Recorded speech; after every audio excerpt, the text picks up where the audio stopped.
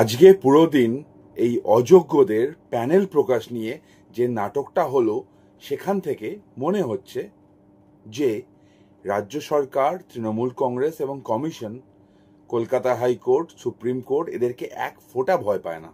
এরা একমাত্র ভয় পায় কনজিউমার ফোরামকে।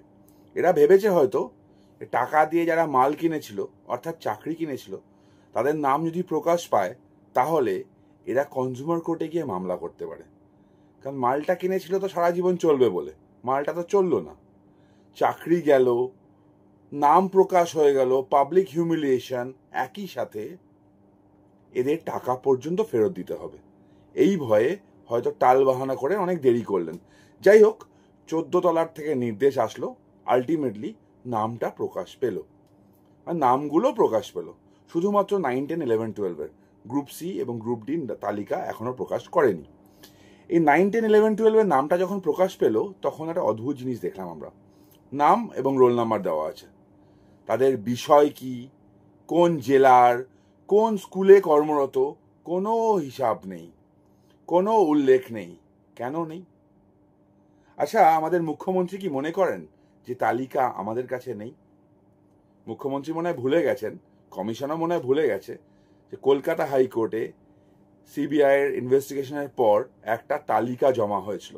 সেই তালিকায় কিন্তু অনেক নাম আছে। সুতরাং নামগুলো আমাদের কাছে আছে, আমরা মিলিয়ে দেখবো দুটো নাম সেম কিনা। সেদিকে যাচ্ছি না, আপাতত বিষয়টা অন্য। এত দেরি কেন হলো এবং সেখানে স্পেসিফিক কেন করা হলো না যে এরা কোন জেলার, কোন স্কুলে কর্মরত এবং এদের বিষয় কি? ঢাকার চেষ্টা করা হচ্ছে, বারবার একটা অস্বচ্ছতা রাখা হচ্ছে। তার কারণ কি? এদেরকে আবার সুযোগ দেওয়া হয় বলে, এদের কাছ থেকে টাকা নিয়েছেন তাই জন্য এদের প্রতি দায়বদ্ধ, আর অন্যদের কোনো দাম। এই বিষয়ে আরো একটা জিনিস বলার আছে। অনেকেই বলছেন, অনেক মিডিয়া হাউস খবর করছে এই বলে যে তালিকা প্রকাশ হয়ে গেল, এই তালিকা যদি আগে দিয়ে দিত পুরো প্যানেলটা বেঁচে যেত। তাদেরকে মনে করাই না, এই তালিকাটা কোর্টের কাছে প্রথম দিন থেকে ছিল। কোর্ট বলেছিল এই তালিকাটাই কি একমাত্র অযোগ্য তালিকা, বাদ বাকি সব যোগ্য? কমিশন বলতে পারেনি। সিবিআই বলেছিল সম্পূর্ণ ওএমআর রিকভার করা সম্ভব হয়নি, সুতরাং পুরোটা কে কে যোগ্য বলা সম্ভব না। যে পরিমাণে বিস্তর দুর্নীতি আছে পুরোটা দেখে, পুরোটা হওয়ার পর আলটিমেটলি কোর্ট বাধ্য হয়েছে আবার পরীক্ষা প্রথম থেকে নেওয়ার জন্য। সুতরাং যে তালিকাটা এসছে স্পেসিফিক্যালি টেন্টেড, বাদবাকি যারা আছেন তারা নট স্পেসিফিক্যালি টেন্টেড। সুতরাং যোগ্য এবং অযোগ্য এইরকম কোনো কনসেপ্ট নেই, এই ভুল ধারণাটা রাখবেন না। এবার মনে হতে পারেন যে এতজন আছে এর মধ্যে অনেকে যোগ্য আছে, আর আমি বলছি অনেকে যোগ্য আছে। আমি ব্যক্তিগতভাবে অনেককে চিনি যাদের 5,000 টাকা ঘুষ দেওয়ার ক্ষমতা ছিল না, তারা টাকা দিয়েছেন। আমি অনেকজনকে চিনি অত্যন্ত গরিব ফ্যামিলি থেকে আছেন, তারা কোনো টাকা দিতে পারতো না, তারা টাকা দিয়ে চাকরি পেয়েছে না, তারা তাদের মেধার জন্য পেয়েছে। Trinamool Congress, school service commission এবং পশ্চিমবঙ্গ সরকারের একমাত্র লক্ষ্য ছিল অযোগ্যদের বাঁচানো। তাই জন্য তারা পুরোটা জল ঘোলা করার চেষ্টা করছিল। মমতা ব্যানার্জি চাইছিলেন হয় পুরো প্যানেল বাতিল হোক অথবা পুরো প্যানেল থেকে যাক। এই দুটো ক্ষেত্রেই অযোগ্যদের লিস্ট বাইরে আসবে না, কেউ তাকে প্রশ্ন করবে না। কেউ টাকা ফেরত চাইতে গেলে তিনি বলে দেবেন সবার বাতিল হয়ে গেছে, আপনারা এক্সেপশন নয়, অথবা সবার চাকরি থেকে গেছে, টাকা ফেরতের প্রশ্ন আসে না। মমতা বন্দ্যোপাধ্যায়কে কে বুদ্ধি দিয়েছিল বা কমিশনকে কে বুদ্ধি দিয়েছিল জানি না, তারা ক্রিমিনাল জুরিসপ্রুডেন্সকে এই রিক্রুটমেন্টে অ্যাপ্লাই করার চেষ্টা করেছিল। বারবার শুনেছেন আপনারা, বিভিন্ন তৃণমূলের প্রবক্তারা, ইনফ্যাক্ট যারা টিচার আছে তাদের পক্ষে আইনটা জানা সম্ভব না, তারা বারবার বলেছেন যে ভারতের আইন নাকি এরকম যে সব দোষী ছাড়া পেয়ে গেলেও একজন নির্দোষ যেন শাস্তি না পায়। হ্যাঁ, একদম ঠিক বলেছেন, এটাই ভারতের আইন। কিন্তু এটা ক্রিমিনাল জুরিসপ্রুডেন্সের ক্ষেত্রে, সার্ভিস ম্যাটারের ক্ষেত্রে নয়, সার্ভিস জুরিসপ্রুডেন্সের ক্ষেত্রে নয়। সার্ভিস জুরিসপ্রুডেন্স যেখানে পাবলিক রিক্রুটমেন্ট, সেখানে ক্লিন থাকাটা একমাত্র ক্রাইটেরিয়া। যারা পরীক্ষা দিচ্ছেন বা পরীক্ষা দিয়েছেন জানেন, ফ্র্যাকশনের জন্য অনেকে চাকরি পায় না, ফ্র্যাকশনের জন্য কয়েকশো জনের চাকরি হয় না। সেই ক্ষেত্রে পুরো ব্যাপারটা ক্লিন রাখা কতটা প্রয়োজনীয়। 1 নম্বরের জন্য কতজন চাকরি পায় বা কতজন চাকরি পায় না আপনারা জানেন। আর সেখানে এইখানে কোন কোন লেভেলের দুর্নীতি হয়েছিল সেটাও কোর্টের সামনে। ডিভিশনাল বেঞ্চের অর্ডারে 17টা ক্যাটাগরি দুর্নীতির কথা বলা হয়েছে, তার আগে বাক কমিটির রিপোর্ট। কিন্তু তাও বলছি, এই ঝামেলাটাকে হয়তো অ্যাভয়েড করা যেত। বাক কমিটির রিপোর্টের পর সিঙ্গেল বেঞ্চ যখন পয়েন্ট আউট করলো, যাদের নাম দেখছেন তাদেরকেই, যে এরা টেন্টেড, এদেরকে বের করো, যদি বের করে দিত ঝামেলা হতো না।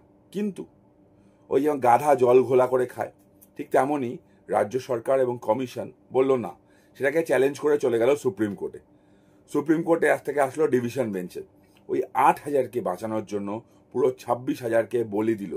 এবং কোর্টের সামনে যে তথ্যগুলো আসলো সেটা দেখে কোর্ট চমকে গেল এবং আর কোনো উপায় থাকলো না। আপনারা যদি অর্ডারটা পড়েন, সংবিধানের কথা বারবার বলা হয়েছে, স্পেশাল স্ট্যাটাস দেওয়া হয়েছে, স্পেশাল সুবিধা দেওয়া হয়েছে কিছু অযোগ্যদের, যেটা দেওয়া যায় না। পাবলিক রিক্রুটমেন্টের ক্ষেত্রে ক্লিন এবং ট্রান্সপারেন্সি হচ্ছে সিঙ্গেল ক্রাইটেরিয়া, সেটা মানা হয়নি। যার ফলে অনেক যোগ্য, এর মধ্যে অনেক যোগ্য আছেন যারা আজকে এই ঝামেলায় পড়লেন।